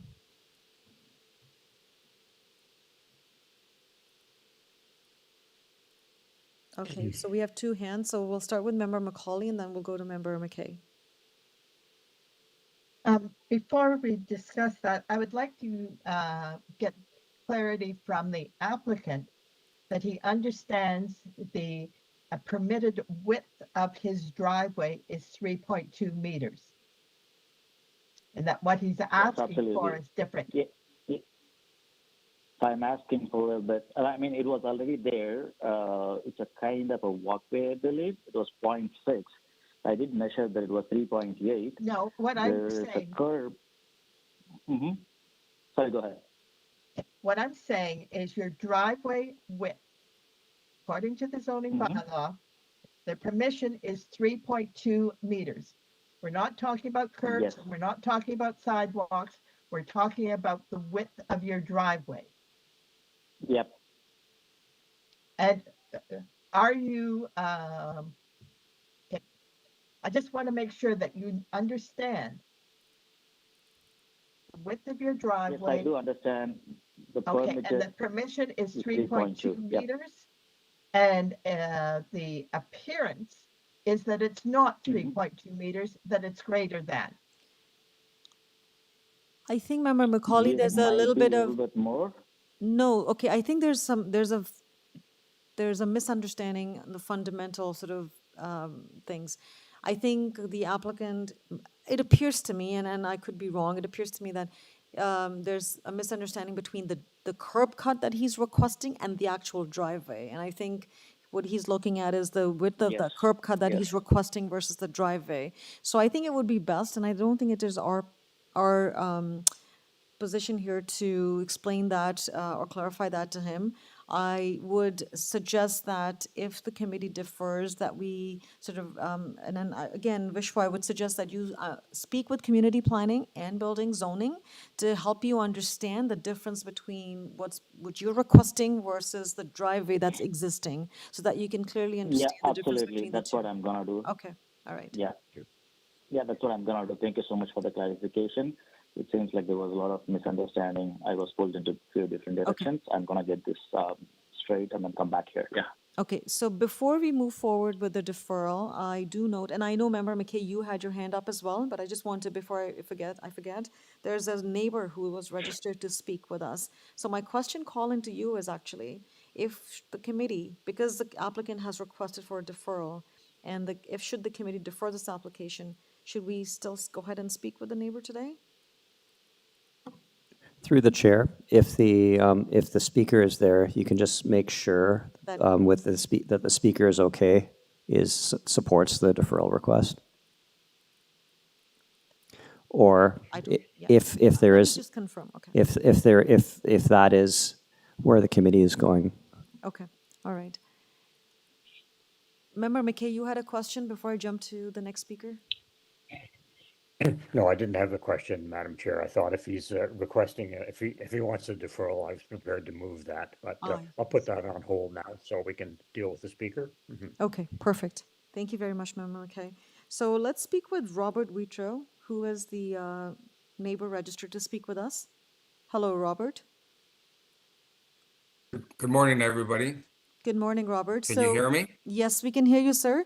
Before you proceed, I would like to state that you probably heard the conversation, and the applicant is requesting for a deferral, and it appears that the committee may be inclined towards deferring this application. So, yeah, so are you okay with the deferral so that the applicant can go back and sort of clarify the confusion and come back to the committee again? Do you understand that, and do you have a concern with that? Yes, I do. I think we should not defer it, and I'll tell you why. He knows the measurements. The measurements are correct. The driveway is an illegal driveway. He's trying to widen it. So he is running an illegal rooming house next door. And he's trying to make parking 3 across that would probably make a 9 parking spot in front of our house. He's clearly violated all the laws. He's never tried to get any permits or not. He's lived there now for 3 years. It's been like that, and nobody's complained about it. But he's conveniently taken the curb and damaged it and had to try to get the city to repair it and put it in a different location. He knows exactly what he's doing. He's playing dumb. He's trying to make it twice as much as it's supposed to be, and it shouldn't be there because it's in a bad area. He's already eliminated more than 60% of his grass. He's down to 30, maybe 35%. Right. Let's focus on the what's, and I appreciate extra parking and all that. Why should we defer and have to waste more time when the applicant distinctly put those measurements there? The city took those measurements there, and now he's denying and saying he doesn't know what it is. That's not true. He knows exactly what it is. He's already also taken, he's forgotten to tell you, and his drawings don't show it, that on the north side of his driveway that exists now, he took out the grass between our 2 houses. He's encroached on my property and he's built it into stone. Okay. He doesn't tell you that, and he doesn't show that in the drawings whatsoever. So I request that you deny his claim right now and make him put his driveway back the way it's supposed to, like everybody else, Okay. He has the smallest lot in our neighborhood, and he wants to have the widest driveway. It just doesn't really work out to have, a jungle of stone all around our neighborhood. It doesn't really help our neighborhood whatsoever. Understood. And Thank there's you. a lot of neighbors that Understood, Rob. No, I appreciate that candidness. It's just that this is the protocol. If the applicant requests for deferral, the committee makes a decision on it. Should the committee feel that it is indeed necessary, then the committee makes a decision. So we're not there yet. He has requested for deferral, so to the protocol, rules and procedures, we're obligated to review, consider his request. Now, it's in the committee's hand to make that decision. Me and you can't just make it ourselves here. So, but I truly appreciate your honesty and your Well, candidness. I asked the committee to deny it Okay, and all right. move on. Okay, well, we'll take it back to the committee and let's see what the committee makes a decision on today. Thank you for your time. Let's go back to the committee. Thank you. Committee members, you heard the neighbor. We have to consider the request for deferral as requested by the applicant for whatever reason he has to.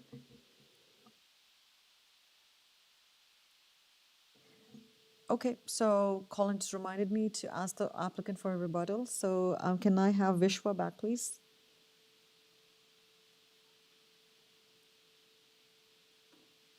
Hello, Vishwa?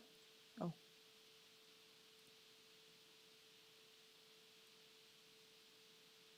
Hello, Hear me? Vish. Yes, we can hear you. So you Hello. heard the neighbor. Yeah, I'm here. Yeah, you heard the neighbor.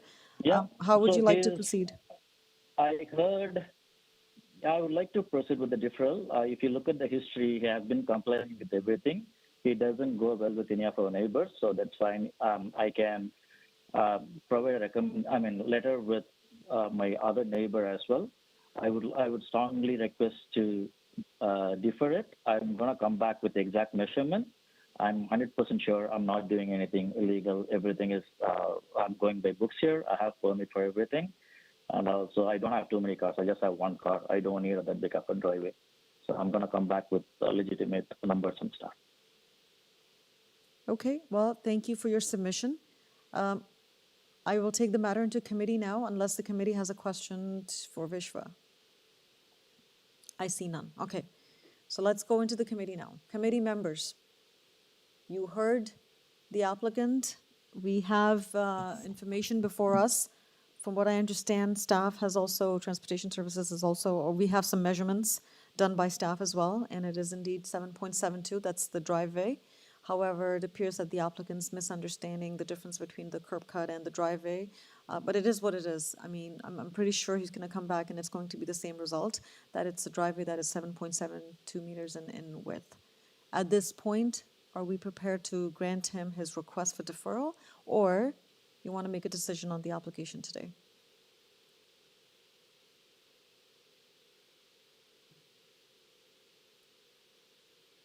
Through the chair, I think under protocol, the committee should deal with the deferral request first. That's what I'm asking. So either deferral or you want to make a decision. Member Macaulay. Madam Chair, I think we've got enough information here. The applicant has talked to staff. I think it's very clear that to have the driveway at 7.72 meters, I don't see the purpose of a deferral.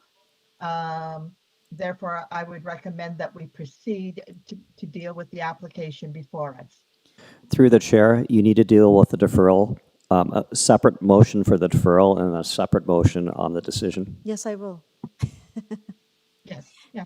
We're just in sort of, I want to make sure. So Member Macaulay, you mentioned that you're not sure of the purpose. So I think the applicant did elaborate on the purpose. He wants to go back and revisit and recheck and have a better understanding. So I just wanted to put it out there that that's the purpose he stated for the request for deferral. But now I'm certainly in your hands to deal with the request for deferral. Well, sometimes we get a request for deferral because they just want a delay. And certainly it would be at least 2 months before we see this application again. So I'm not prepared to recommend a deferral at this. I'm not prepared to recommend a deferral. Okay, before we go, any other members, any other comment, or should we proceed with Member Macaulay's motion? Member Taylor. Yeah, I would agree with Member Macaulay. I don't think a deferral is going to change the fact that the proposed driveway is 7.72 meters wide. And I've got a problem with that, whether it's today or 2 months from now after a deferral period. So I think, you know, the driveway exists. I think it's excessive. It's in essence a triple wide driveway. I share the neighbor's concern about the accommodation of, he said 9 vehicles. I'm not sure of the length of this driveway, but he may be right. Yeah, I got a problem with a driveway that terminates at a porch as opposed to the edge of a garage, which is a conventional garage layout. Okay. Don't see a purpose for deferral. Okay, all right. Then can I have a motion, please? And this is the first motion would be on the request for deferral. And then once we've passed that, then we can deal with the motion on decision. So can I have a motion on the request for deferral? Member Macaulay, go ahead, please. Thank you, Madam Chair. I recommend that the request for deferral be denied, that we see no reasonable reason for the committee not to be able to deal with this matter today. Okay, may I have a seconder, please? Member Taylor, please go ahead. Yes, I'll second that motion, Madam Chair. Okay, and all in favor of this motion? And the motion's carried, and the request for deferral has been denied. It's been refused. Now, are we prepared to put forward a motion on the application? Requested variance.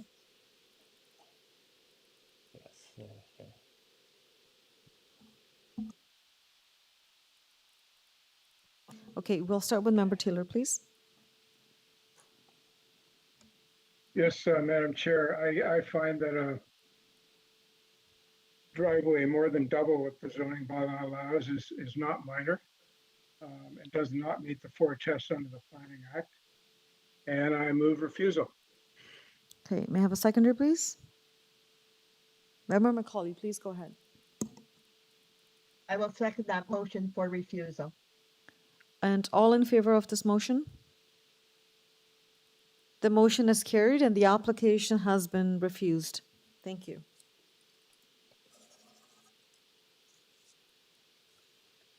Okay, and we are going to be dealing with our last item on the agenda for the morning session, and that is item 15. And item 15 is 4 BROOKLAWN Avenue. Can I please have the applicant, Peter Jerusik? Good morning, Committee of Adjustments. Peter Drulik from ARC Design Group. Good morning, Peter. So, Peter, how would you like to proceed? Do you have a presentation or do you have any comments? Just some short comments. I think the materials before the committee and has seen the list of variances. I believe they do meet the 4 tests. I know there's been 2 letters of concerns. My client did meet up with one of the neighbors regarding the windows adjacent his property, and they have agreed to remove windows in the laundry room on the 2nd floor and the master bedroom on the 2nd floor on the side yard facing his property. So we're accommodating that as working with the neighbor on that concern.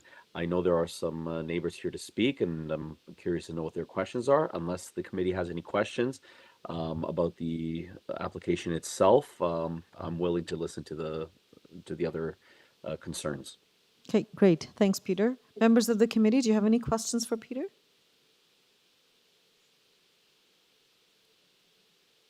I see none. Okay. All right, so let's move on, Peter, and speak with our residents, and then we'll come back to you. So our first speaker today is Raphael. Hello, are you with us, Raphael? Yes, I'm here. Okay, good morning. So Raphael, Good please tell us what your concerns are with the application, and you have 5 minutes, sir. Okay, I'll be brief. My concern is the first variance request for the additional floor space, which represents an increase of 20% over what is normally allowed by the bylaw. My concern is that this is really affects the asking price of the property when it is built. It is an attempt to maximize the profit, and which is understandable. But it flies in the face of all the talk and promises concerning affordable housing. I don't think that this is really in line with what is going on in the city and in the province. And a 20% increase in floor space is not a minor variance by I think anyone's estimation. So that would be my concern. The other three variances do appear to be minor. I think they're about 2 feet to 4.5 feet, dealing with wall height, and I don't think those really are a problem. It's really the floor space that I'm wondering if it is simply an effort to increase the asking price of the property, and that's the only reason for it. That's all I need to say about that. Okay, thank you for your comments, Raphael. Members of the committee, do you have any questions for Raphael? I see none. I think his. Well, Sorry. I do have one thing. Sure. If I could just add one thing that I forgot. Please. And that is further up the street at number 34 Brooklawn. There's a newly built house that has been sitting vacant and unsold for more than a year. The asking price of that property is probably well beyond what anyone is willing to pay. And so these houses are built large and expensive and can simply sit there. And I don't think that is in the spirit of affordable housing or useful housing. I just wanted to add that for comparison. Okay, thank you for that. Any questions, committee members? Okay, all right, thank you. And we'll move to our next speaker, and that would be Bill Taberner.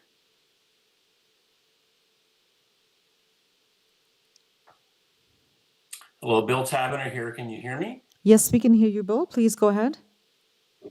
So first of all, I would like to reiterate Raphael's concerns with respect to the size of the proposed property. As he mentioned, based on my math, they're asking for an increase from 239.6 to 286.9 square meters, 47.3 square meters increase, or precisely 19.741%, almost 20%. I would respectfully submit that an increase of almost 25 or 20% cannot be considered minor in nature. The definition for minor is something like a small deviation. To put it in context, I weigh about 200 pounds. If I go see my family doctor and tell him I've had a minor increase in weight to 240 pounds, he would laugh me out of the office. Secondly, although I also agree with Raphael that some of the other variances are perhaps minor, I don't think that applies to the increase in the maximum height by 0.4 meters. This is a property that sits very close to the bluffs, very close to Lake Ontario. And increasing by 0.4 meters is going to, especially during the summer months when the sun goes along the southern hemisphere, is going to significantly block sunlight and a view of the lake to all of those properties to the north of 4 Brooklawn. As well, based on the application, it makes reference to this plan and the proposed variances enhancing the character of the community. If you look at the location map that shows the location of the existing property, if we could call that up, please. Can you have the location map up, please? It's up there now, thank you. If you focus on that, you'll see that the existing property that sits there now, which is within the bylaw, fits perfectly with the character of that community, based in terms of its size, based in terms of the properties around it. To put a house on that property 20% or almost 20% larger isn't going to, in my view, enhance the character of the community. If anything, it's going to detract from that community. And then the last point I'd like to make is the application also talks about the new design to better fit the needs of the modern family. There's nothing before the committee about why this family needs a house almost 20% larger than the houses in the neighborhood. There's nothing before the committee why this house has to be 0.4 meters higher than allowed and block out the sunlight and the view to all the houses to the north. And on that basis, I would respectfully suggest that the application not be allowed. Thank you. Okay, thank you, Bill. I'm just curious to know your comment on the height. So the permitted height is 9 meters and what's being requested is 9.4. So it's 0.4 meters is roughly a foot, a little bit more than a foot, 14 to 15 inches. Sorry, I don't have the converter in front of me. Do you think that's that is a big, that's not a minor variance and that could cause great impacts? It'll be a lot more than a foot because I'm old school and I still deal with feet and yards and inches, so please forgive me for that. Oh, me too. But a meter is about 40 inches. So 0.4 of a meter is about 16 inches, which is 1 foot 4 inches. And it's not just the increased height, it's also the angle of the sun as it comes across the southern hemisphere. That's going to throw significant shadows to the north. And the bottom line is there's no indication why they need this higher roof. Every other property in the area seems to be able to deal with a roof, the height required by the bylaw. And the bylaws, as I understand them, is to set standards for the area, for the community, so that everything is in keeping with the character of that community. Without any reason whatsoever as why they need a higher property, in my view, there's no grounds to allow the variance. Okay. All right. Thank you very much for that clarification. Members of the committee, any follow-up questions? I see none. Okay. Well, thank you, both Bill and Raphael, for taking the time to speak with us today. We're now going to go back to Peter now. Peter, could you please provide a response to the concerns that were laid out?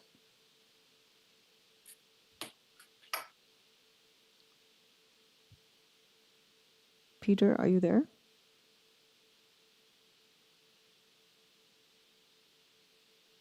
Okay. I'm here. Okay. There we go. There we Can go. you hear me now? Yes, we can, sir. Please Okay, go I ahead. was muted still. Yes, in relation to the first speaker, Raphael, I believe his name is, in the floor space index. When we look at the when we look at the zoning of a property, we have building length, building depth, side yard setbacks, front yard setbacks, which creates this this kind of imaginary line of constraints. Besides the minor height issues and the coverage issues, we have worked within this box that's with all the side yard setbacks. We haven't requested side yard setbacks or front yard or rear yard. The minor height issue, I can deal with that in the next comment, but we are working within this with the side yard setbacks. And if you go to the previous plan, sorry, the survey without the house or the site plan map, that one right there, our house actually does extend back, even the existing house extends back. If you look at the addition at the rear, it extends back to where the house is currently. So we're not really changing the existing kind of condition. However, there is a shed, a large garage in the back, which is now being moved to the front and kind of incorporated into that massing. So we're eliminating the back to create a more open space in the rear of the house and taking that kind of coverage and consolidating into the front of the house there for that. So in terms of the depth of the house, we are not really, we're still within all the zoning bylaw requirements, but we are consolidating that kind of two coverage, the two buildings into one, bringing the garage to the front of the house and the depth. So we're not going to substantially change the character of the house in that regard. And I think the floor space itself fits within all the other parameters of the zoning and all the setbacks and building depth. And that's what allowable square footage worked with all those other zoning provisions being complied with.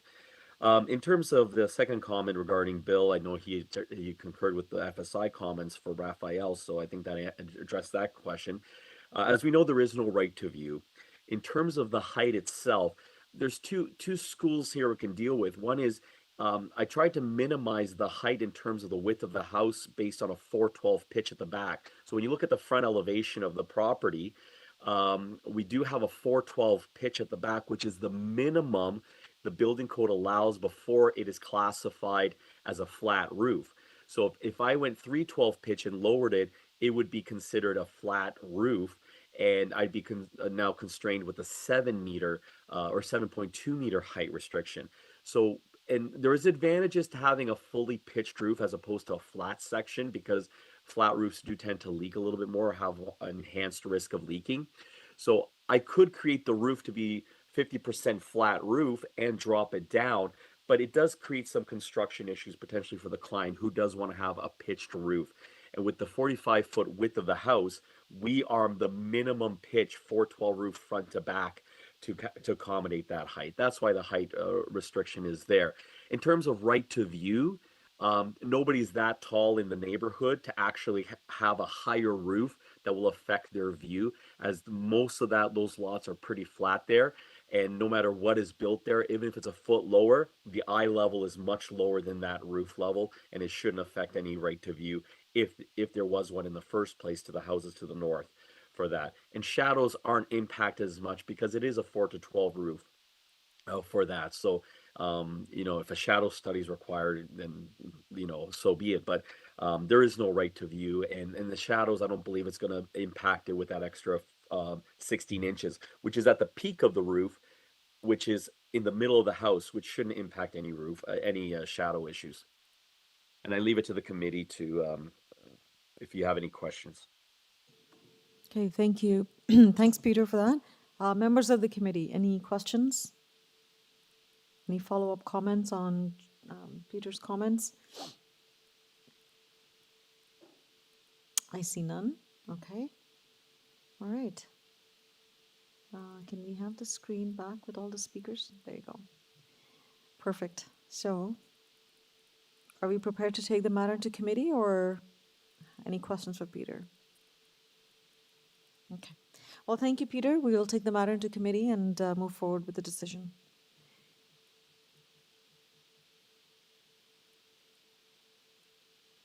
Yes, committee members. Who wants to go first? Member Macaulay, go ahead. Thank you, Madam Chair. I have considered the variances here. The gross floor area, yes, it is bigger than permitted, but that is, if I can say, the character of the changes that are happening in this part of Scarborough, that we're taking smaller houses and getting bigger houses. When getting bigger houses, I'm often very concerned with what is the impact on the adjacent neighbors. And I note that even though this house is bigger, its side yards haven't changed.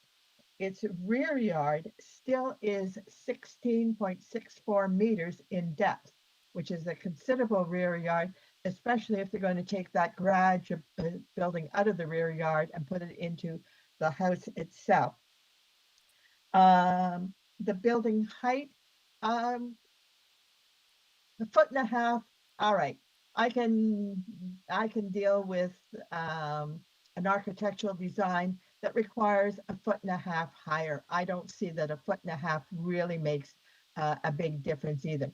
Therefore, although I appreciate the comments from the residents and their concerns, I recommend approval of this application, and I just need to check whether there's any conditions. I don't think there is any condition. There is a condition of urban forestry. Urban forestry, thank you. So I recommend approval that this application meets all the tests of a variance and subject to the urban forestry condition. Okay, thank you. And may I have a seconder, please? Member Taylor, please go ahead. Yes, Madam Chair, I will second that motion. Thank you. And all in favor?